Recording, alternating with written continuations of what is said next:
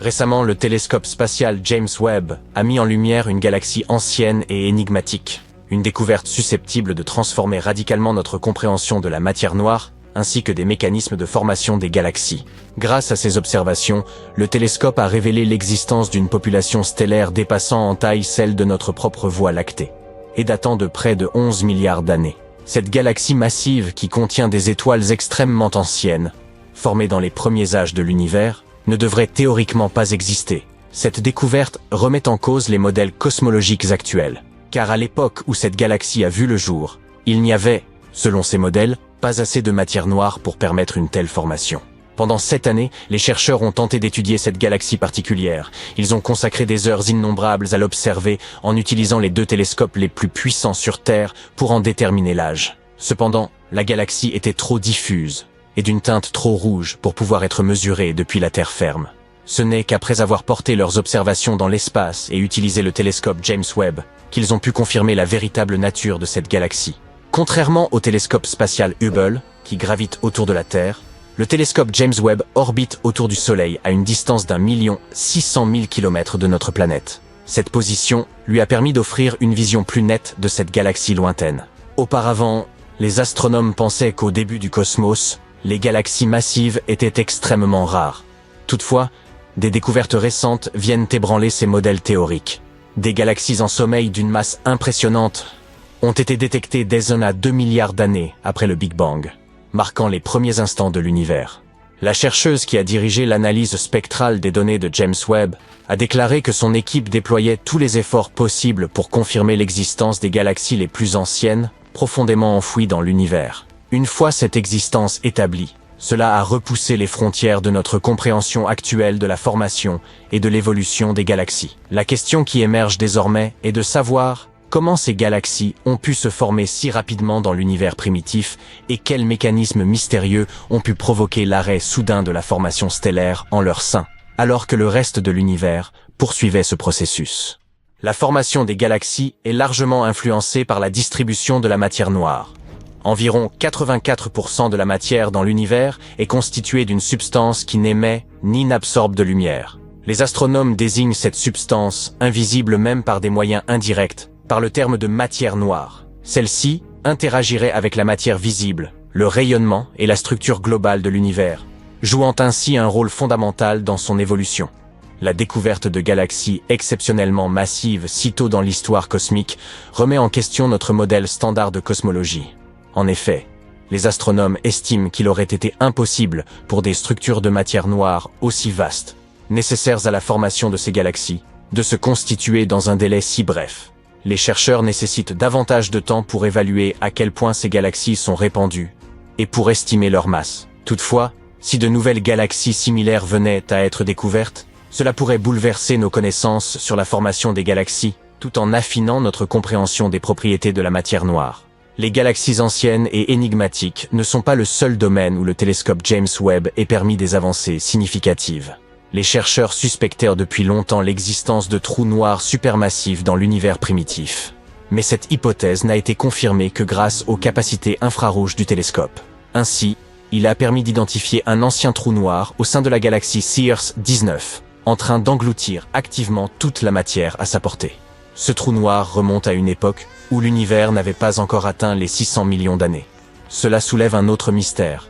Comment un trou noir supermassif peut-il atteindre une taille pareille en un laps de temps aussi réduit, alors que ce processus est censé prendre bien plus longtemps? Les astronomes ont observé la galaxie hébergeant ce trou noir exceptionnel dans le cadre de l'enquête scientifique sur le déclenchement premier de l'évolution cosmique. Ils l'ont vue telle qu'elle était lorsque l'univers, âgé aujourd'hui de 13,8 milliards d'années, n'avait que 560 millions d'années. Outre ce trou noir antédiluvien, 2 autres ont également été identifiés, datant probablement d'1 à 1,1 milliard d'années après le Big Bang. De plus, les scientifiques ont découvert 11 galaxies anciennes, ayant existé entre 470 et 675 millions d'années, après les débuts de l'histoire cosmique. Ça y est, le télescope James Webb a été entièrement déployé. Si tu t'intéresses à l'astronomie ou à l'espace, tu peux te réjouir de cette avancée. Et voici pourquoi. Pour commencer, il est énorme. Le miroir primaire du JWST fait plus de 6 mètres de large. Le télescope spatial Hubble, le précédent plus grand œil de l'espace, a un miroir d'environ 2,27 mètres. À titre de comparaison, si tu plaçais les deux télescopes côte à côte, ce serait comme mettre un cheval à côté d'un éléphant. Un gros éléphant adulte. Il y a une raison parfaite pour laquelle le Webb, comme on l'appelle affectueusement, est massif. Ce n'est pas un télescope optique au sens traditionnel du terme, comme la plupart de ses semblables. Le JWST est un télescope infrarouge. Il perçoit la chaleur. La lumière infrarouge a une longueur d'onde plus longue que la lumière visible. Il a donc besoin d'un miroir plus grand pour focaliser cette lumière. Avec le télescope spatial James Webb, nous avons deux choses jamais vues auparavant. D'une part, une technologie inédite et d'autre part, des missions scientifiques incroyables. Les missions et la technologie sont toutes deux à la pointe du progrès. Le Webb est un exemple classique d'ingénierie au service de la science. Grâce à sa plus grande capacité de collecte lumineuse, le télescope spatial James Webb pourra capter des images de choses que nous n'avons jamais pu voir auparavant, mais que nous avons toujours voulu voir. Des choses comme les exoplanètes, les premières galaxies de l'univers, et des étoiles et des planètes se formant à l'intérieur de nébuleuses. Sans compter qu'il y aura aussi sans doute beaucoup de surprises. Le télescope spatial James Webb a plusieurs trucs technologiques dans sa manche, qui promettent de déboucher sur les plus grandes découvertes scientifiques.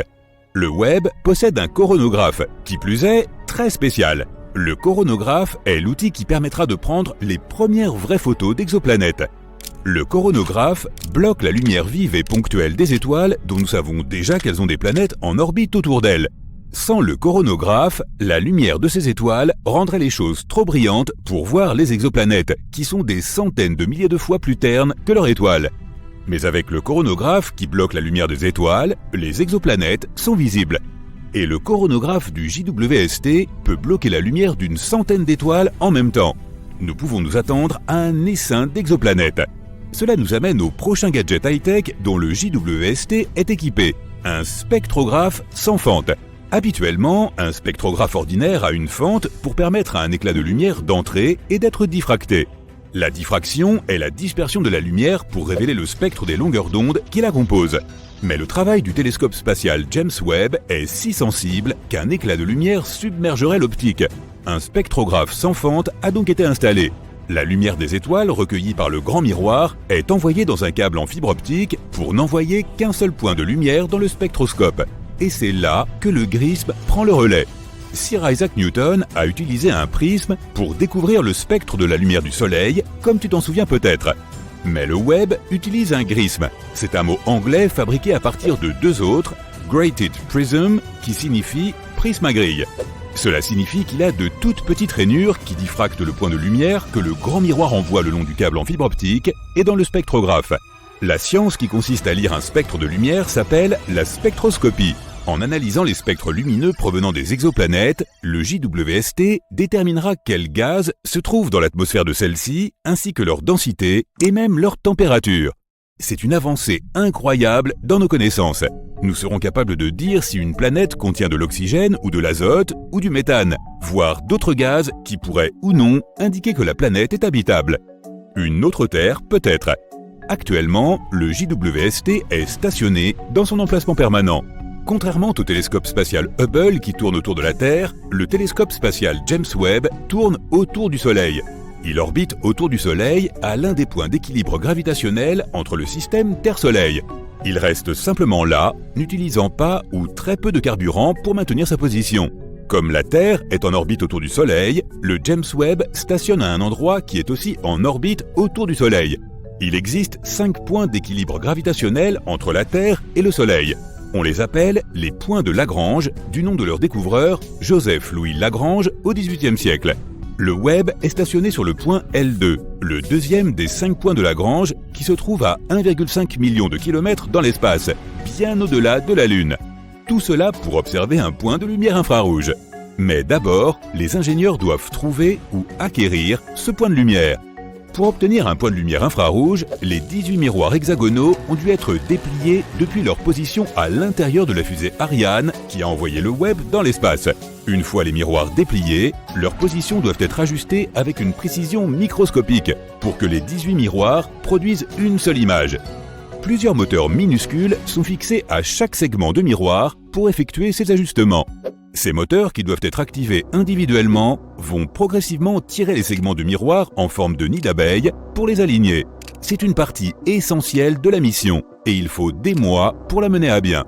Pour aligner les miroirs, afin de produire un seul point lumineux, le télescope spatial James Webb ne doit pas être secoué. Il doit être maintenu absolument immobile. Et cela nécessite deux autres technologies de pointe, le pare-soleil et le refroidisseur cryogénique. Dans l'espace, la lumière directe du Soleil est très chaude et l'ombre est très froide. C'est pourquoi le télescope spatial James Webb a apporté son propre pare-soleil de haute technologie qui est énorme puisqu'il est aussi grand qu'un court de tennis. Composé de 5 couches individuelles de film Kapton d'1 mm d'épaisseur seulement, chaque couche du pare-soleil a dû être déployée individuellement à distance à l'aide d'un système de 8 moteurs et 139 actionneurs comprenant des milliers de pièces. Le but du pare-soleil est d'aider le JWST à rester froid. Plus il est froid, mieux c'est. Quant au refroidisseur cryogénique, il sert à le rendre encore plus froid. La température peut être mesurée de 3 façons différentes. En degrés Fahrenheit, où l'eau gèle à 32 degrés et bout à 212, en degrés Celsius, où l'eau gèle à 0 degrés et bout à 100 degrés, mais aucun de ces thermomètres n'a de point de départ. Au XIXe siècle, Lord Kelvin a donc imaginé une troisième échelle de température, l'échelle Kelvin, qui commence au zéro absolu, la température la plus froide possible. Le refroidisseur cryogénique embarqué refroidira le JWST à seulement 7 degrés Kelvin, soit 7 degrés au-dessus du zéro absolu. À cette température, pratiquement toute la chaleur des moteurs sera éliminée et le télescope pourra se focaliser sur la lumière d'un seul point sans qu'aucun bruit, autrement dit mouvement, n'interfère avec la qualité de l'image. Enfin, après que toute cette incroyable technologie ait été mise en fonctionnement à distance et comme prévu, nous sommes presque prêts à observer les images infrarouges du miroir géant multisegmenté dont dispose le télescope spatial James Webb. Presque prêt.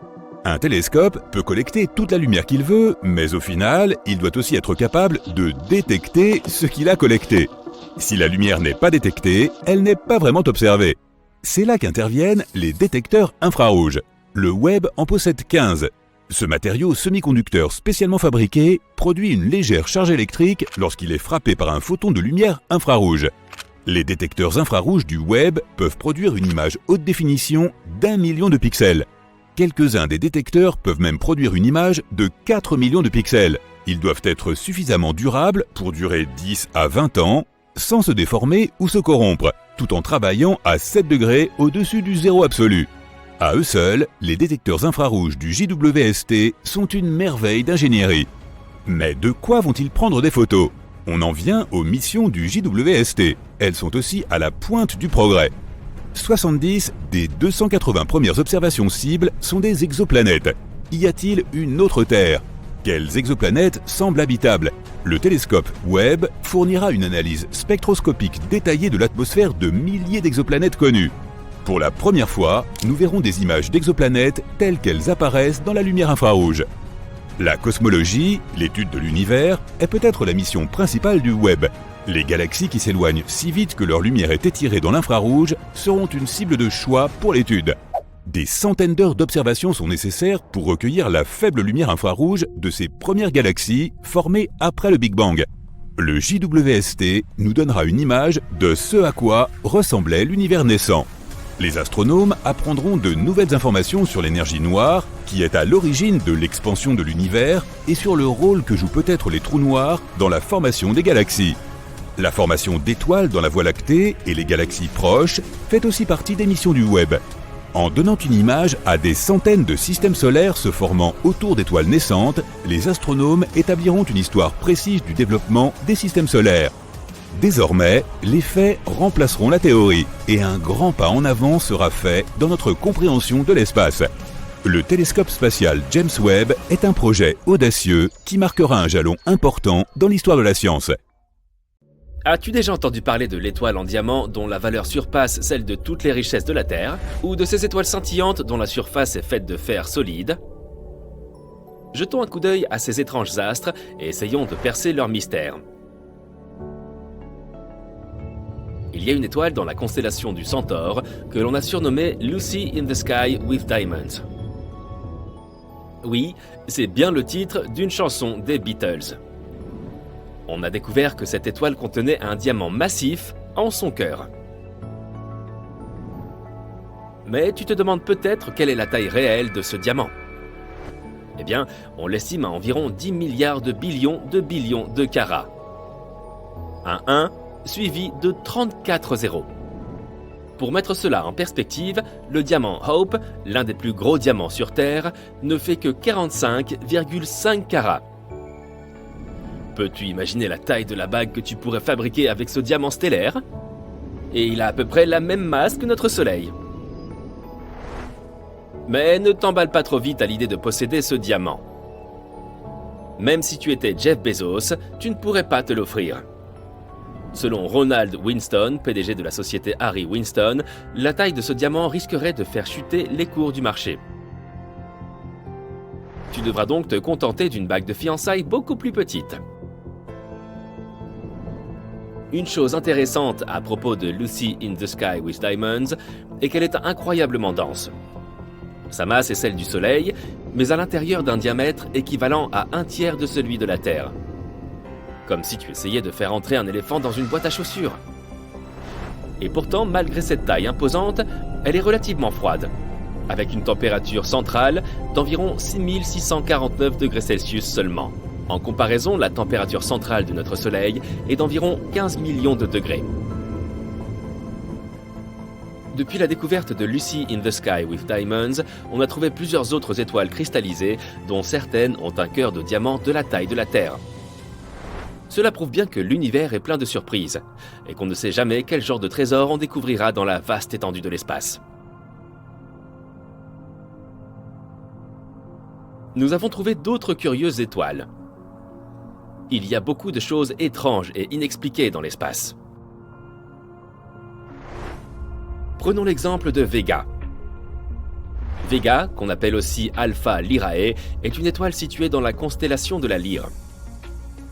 C'est l'une des étoiles les plus brillantes du ciel nocturne et elle est facilement visible à l'œil nu dans la plupart des régions du monde. Pour nous, habitants de l'hémisphère nord, Vega est une belle étoile lumineuse. Mais nous avons découvert l'un de ses secrets. Elle est en fait un peu écrasée. Sa vitesse de rotation fait qu'elle se renfle à l'équateur, comme si elle avait un peu de ventre. Elle tourne une fois toutes les 12,5 heures, ce qui est assez rapide pour une étoile. Et elle projette de la matière autour d'elle. C'est un peu comme si elle faisait du hula hoop. Cette matière étant assez éloignée de son centre, elle subit donc moins la gravité, ce qui la refroidit et l'assombrit. On appelle ça assombrissement par la gravité. Vega est donc le pire cauchemar d'un conseiller en fitness cosmique. Pour nous qui l'observons, elle paraît toujours ronde, parce que nous la regardons depuis l'extrémité du pôle de la Terre. Si nous l'observions depuis un autre angle, nous aurions une vue très différente. Et nous nous demanderions si Vega ne se goinfre pas de beignets cosmiques quand nous lui tournons le dos. Mais même si nous nous moquons un peu de son tour de taille, il est indéniable que Vega reste l'une des étoiles les plus fascinantes de notre galaxie. Mais tu veux voir quelque chose de vraiment brillant? Que dirais-tu d'une supernova? Les supernovas sont de gigantesques explosions qui se produisent lorsque les étoiles atteignent la fin de leur vie. C'est comme le bouquet final d'un feu d'artifice, mais à l'échelle cosmique. Elle libère plus d'énergie en quelques secondes que notre Soleil n'en produira pendant toute sa vie. Et c'est exactement ce qui est arrivé à l'étoile que nous allons voir maintenant. Un objet céleste nommé IPFT I4HLS. Mais il y a un hic. Il ne s'agit pas d'une supernova ordinaire. Cette étoile a bien explosé en 2014 et a commencé à s'éteindre comme attendu. Mais elle a ensuite recommencé à briller. Tu parles d'une entrée en scène. Et comme si cela ne suffisait pas, elle a continué à s'éteindre, puis à s'illuminer au moins 5 fois au total. Un peu comme un yo-yo. C'est comme si elle n'arrivait pas à décider si elle voulait continuer à briller ou s'éteindre pour toujours. En outre, Lorsque les scientifiques ont mesuré le spectre de cette supernova, ils ont constaté qu'elle évoluait 10 fois plus lentement que les autres étoiles. Peut-être qu'elle souhaite simplement profiter un peu de sa vieillesse. En somme, cet objet est un véritable mystère. Mais ce n'est pas la seule étoile souffrant du syndrome 2 en 1. À première vue, MY Camelopardalis semble assez ordinaire. Mais en y regardant de plus près, les astronomes ont découvert qu'il s'agissait en fait de 2 étoiles.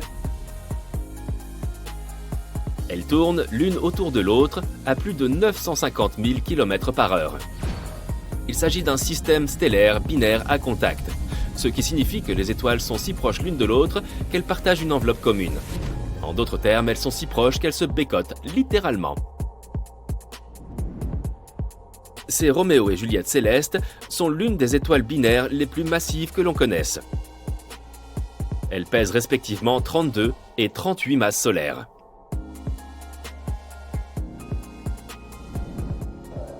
Et nos astronomes pensent qu'elles pourraient être sur le point de fusionner. Ce qui signifie qu'un jour, elles pourraient se combiner pour former une super étoile géante. Qui aurait cru que l'espace pouvait être si romantique ? Voici maintenant un autre nom à rallonge.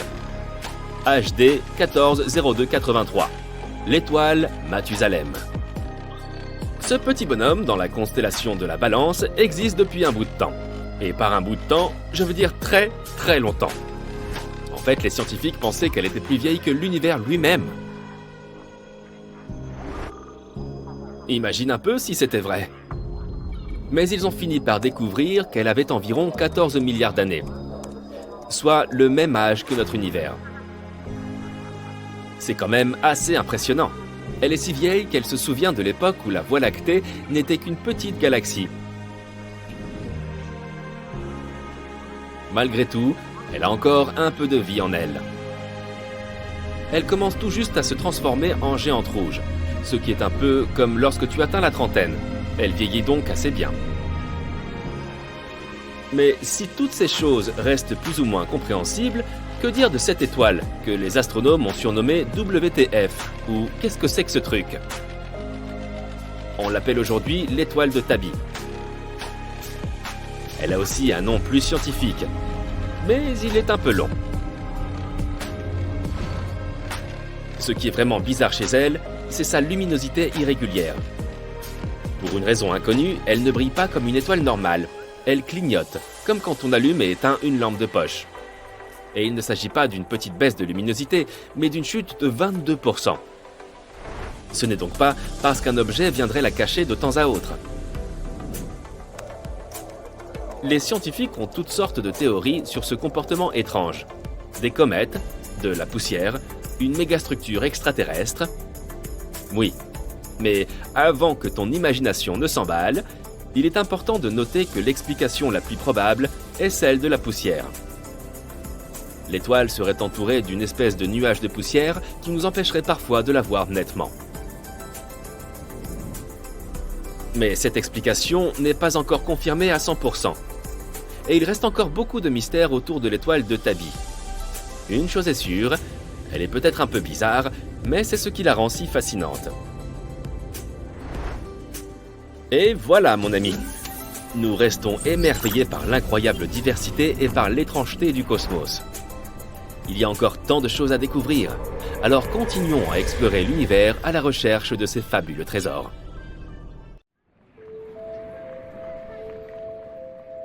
À une distance de 640 années-lumière du Soleil, les scientifiques ont découvert la planète WASP-76b, sur laquelle il pleut du fer. La planète est très proche de son étoile et lui fait toujours face du même côté. On parle de rotation synchrone. La température du côté ensoleillé est si élevée que les métaux y fondent et s'évaporent. L'autre moitié de la planète est suffisamment froide pour que les métaux se condensent à nouveau et retombent sous forme de pluie. En parlant de rotation synchrone, il se passe la même chose avec la Lune. Notre satellite naturel n'a pas de côté sombre. C'est juste qu'il nous présente toujours la même face. Lorsque la Lune se trouve entre la Terre et le Soleil, ce que nous appelons son côté sombre devient alors très lumineux. Mais il nous est impossible de l'observer depuis notre planète. Oui, c'est vrai que ça se tient. Une étude récente affirme que la Lune a une queue, et chaque mois, elle s'enroule autour de notre planète comme une écharpe. Une fine traîne composée de millions d'atomes de sodium qui suit notre satellite naturel et que la Terre traverse régulièrement. Des pluies de météores dynamitent ces atomes de sodium hors de la surface lunaire et les projettent loin vers l'espace. Cela peut paraître incroyable, mais la Lune semble être en train de rétrécir. Son diamètre fait aujourd'hui 46 mètres de moins qu'il y a quelques centaines de millions d'années. La raison de ce phénomène pourrait être le refroidissement des entrailles de la Lune. Cela pourrait également expliquer les séismes qui se produisent à sa surface. À ce propos, les astronomes ont récemment découvert que Mars est active sur le plan sismique et que des secousses y surviennent régulièrement. Pendant plusieurs jours chaque mois, la Lune reste entre le Soleil et notre planète. C'est à ce moment-là que la gravité de la Terre capte la queue de sodium. Entraînée dans son sillage, elle forme une longue bande qui s'enroule autour de l'atmosphère terrestre. Cette queue lunaire est totalement inoffensive. Elle est aussi invisible pour l'œil humain, d'une intensité lumineuse 50 fois plus faible que ce qu'il peut percevoir. Lors de ces rares journées, seuls de puissants télescopes peuvent repérer sa pâle lueur jaunâtre dans le ciel. La traîne lunaire ressemble à une tache brillante dont le diamètre est 5 fois supérieur à celui de la pleine Lune. Il s'avère que de nombreuses planètes dans l'univers, même au sein de notre propre galaxie, contiennent de l'eau liquide ou gelée. La plus proche se situe dans notre système solaire, il s'agit d'Europe, un des satellites de Jupiter.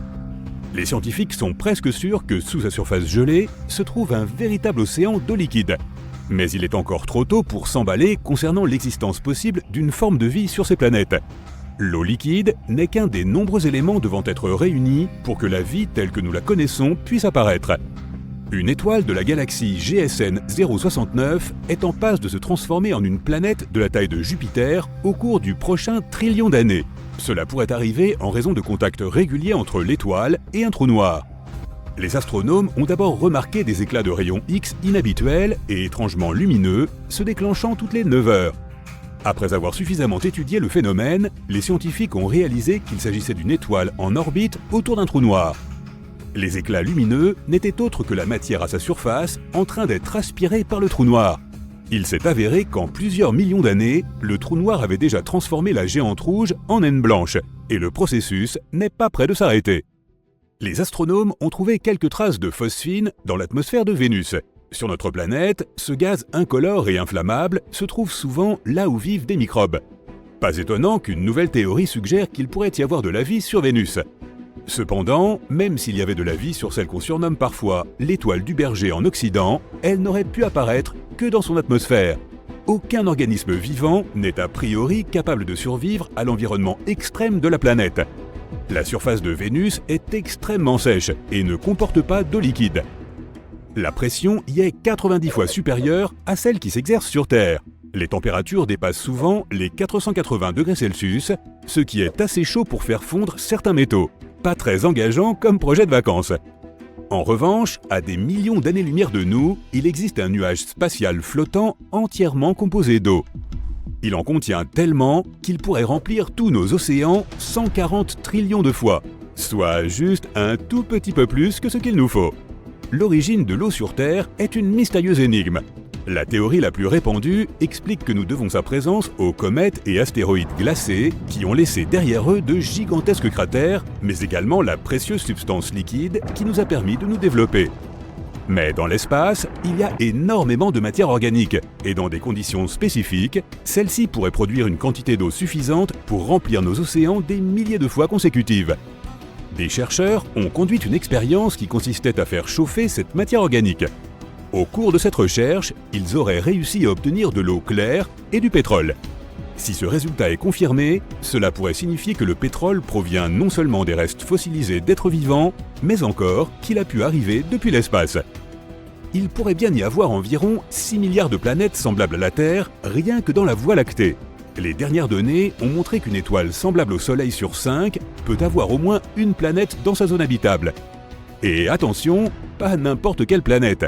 Elle aurait un noyau, une surface rocheuse et serait d'une taille comparable à celle de la Terre. Située dans la zone habitable de son étoile, une telle planète aurait de grandes chances de devenir le berceau de créatures vivantes, ne serait-ce que des microbes. Et s'il y a des milliards de ces planètes dans notre galaxie, on peut affirmer sans risque qu'au moins l'une d'entre elles est potentiellement habitable, voire même déjà habitée. Et maintenant, multiplions ce chiffre par le nombre de galaxies dans l'univers, tout en gardant en tête que beaucoup d'entre elles sont bien plus grandes que la Voie lactée. Cela nous donne des milliards et des milliards d'étoiles comme le Soleil, et encore plus de planètes comparables à la Terre, dont certaines sûrement très similaires. Et maintenant, tiens-toi bien, il se pourrait que nous soyons capables de marcher debout grâce aux explosions de supernovas. Il y a environ 2,5 millions d'années, une supernova a envoyé des rayons cosmiques sur notre planète. Ils ont déclenché une série de tempêtes électriques dans l'atmosphère de la Terre qui se sont transformées en orages. Ceux-ci ont ensuite provoqué des feux de forêt dans le nord-est de l'Afrique, où vivaient les premiers êtres humains. Les incendies ont transformé la zone forestière en savane, la pression atmosphérique a changé, et nos ancêtres ont dû se tenir sur 2 jambes pour pouvoir survivre. La plus grande explosion depuis le Big Bang a été enregistrée en 2019. Cela s'est produit dans l'amas Ophiuchus, qui réunit des milliers de galaxies. Selon les scientifiques, la déflagration était égale à 20 milliards de milliards, soit 18 zéros d'explosions mégatonnes, se produisant à raison d'une fois par milliseconde pendant 240 millions d'années. En 2019, l'atterrisseur InSight de la NASA, dont le but était d'étudier l'intérieur de Mars, a enregistré le tout premier tremblement de Mars. Ces séismes se produisaient fréquemment, environ 2 par jour, et la plupart d'entre eux étaient minuscules. Tu ne les sentirais même pas s'ils se produisaient sur notre planète. Jusqu'à présent, plus de 300 séismes martiens ont été détectés. Ce sont les premières secousses sismiques détectées sur un autre corps spatial que la Terre ou la Lune. La mission a également permis de révéler un autre phénomène mystérieux en captant d'étranges pulsations magnétiques. Elles se sont produites chaque jour à minuit autour de l'atterrisseur. La source de ces impulsions n'a toujours pas été clarifiée à ce jour. L'atmosphère de Pluton s'élève beaucoup plus haut au-dessus de la surface de la planète naine que celle de la Terre. Elle compte environ plus de 20 couches, toutes glaciales et extrêmement condensées. Tu te souviens de l'astéroïde qui a anéanti les dinosaures sur Terre? Qui pourrait l'oublier? Il y a peut-être eu un autre show galactique qui s'est mal terminé pour au moins 75% de la vie sur notre planète. Il y a environ 360 millions d'années, une explosion de supernova s'est produite aux alentours de 65 années-lumière de nous. Et les rayons cosmiques qu'elle a envoyés ont balayé la couche d'ozone de notre jolie boule bleue. C'est ce qu'on appelle un voisinage difficile. Récemment, des scientifiques chinois ont découvert quelque chose d'intéressant sur la Lune. Un cristal inhabituel. Ils ont aussi découvert que ce cristal contient un élément qui peut littéralement remplacer le combustible nucléaire. Alors, creusons un peu le sujet. La composition de la Lune est longtemps restée un mystère pour nous.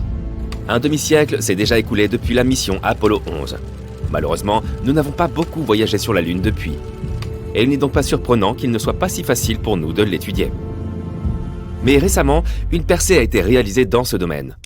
En décembre 2020, des scientifiques chinois ont envoyé la sonde Chang'e 5 sur la Lune. La mission a été nommée d'après l'ancienne divinité chinoise de la Lune, Chang'e.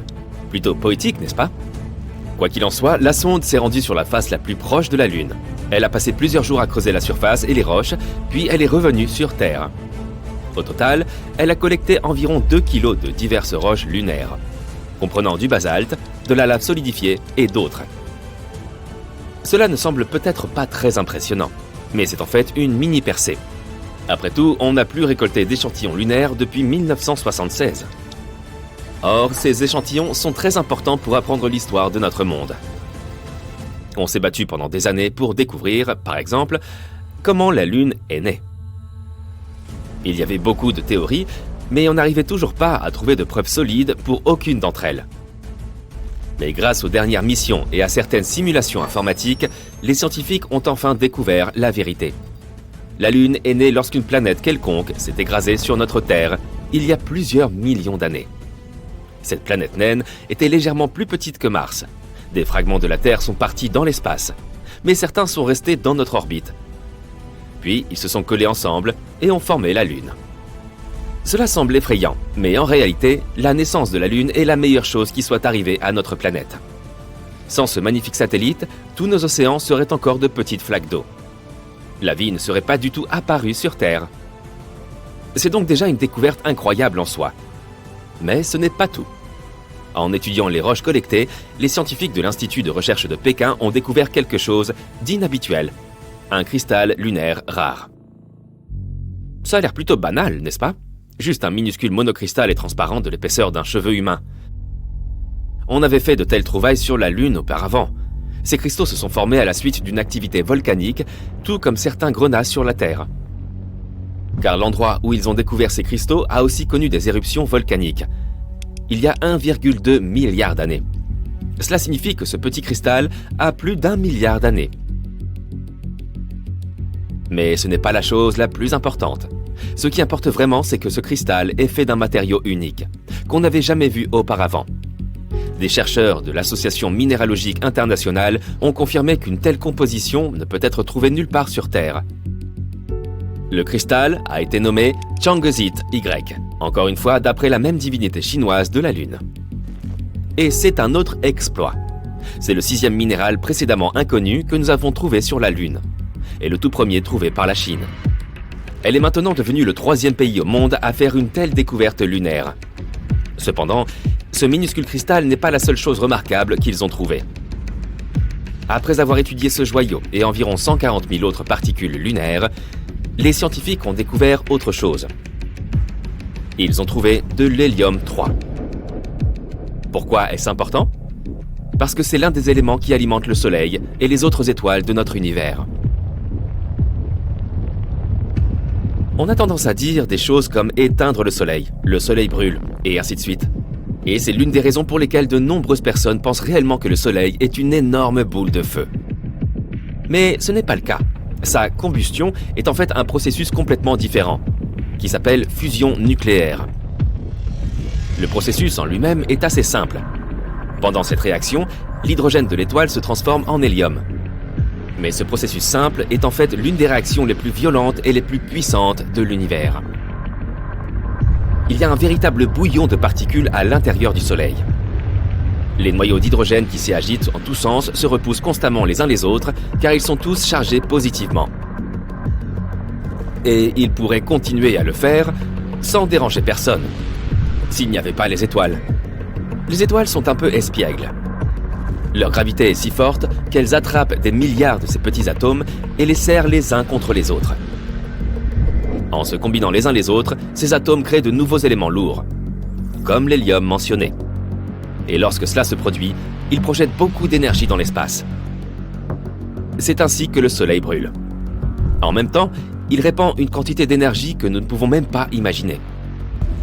Bon, mais qu'est-ce que l'hélium 3 ? Eh bien, c'est un élément qui pourrait faire de l'ombre même au Soleil. La fusion des atomes d'hélium 3 libère encore plus d'énergie que dans une fusion nucléaire typique. Et surtout, elle ne pollue pas l'atmosphère avec des éléments nocifs comme les radiations. Nous avons très peu d'hélium 3 sur Terre. Sa prévalence dans notre atmosphère est d'environ 1 sur 1 million. Et en plus, il essaie constamment de s'échapper pour retourner dans l'espace.